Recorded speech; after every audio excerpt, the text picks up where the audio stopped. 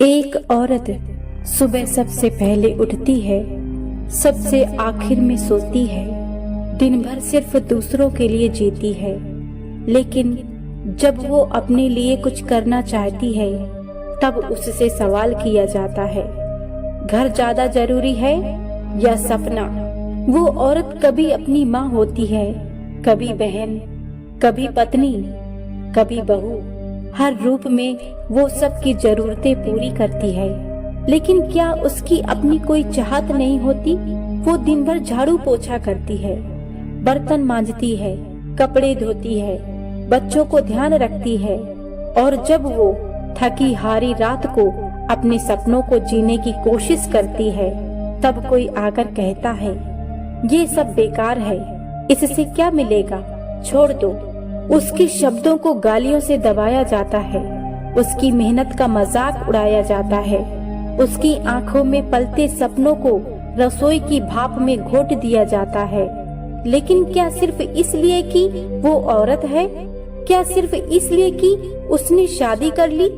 क्या इसलिए कि उसने घर की जिम्मेदारी ले ली? क्या उसका सपना गलत है? क्या उसका उड़ान पाप है? क्या वो सिर्फ सेवा के लिए बनी है? उस औरत के अंदर एक तूफान चलता है। वो टूटती है, बिखरती है, लेकिन हर बार खुद को समेटती है, क्योंकि उसे पता है अगर वो हार गई तो उसकी बेटी कभी उड़ने की हिम्मत नहीं कर पाएगी।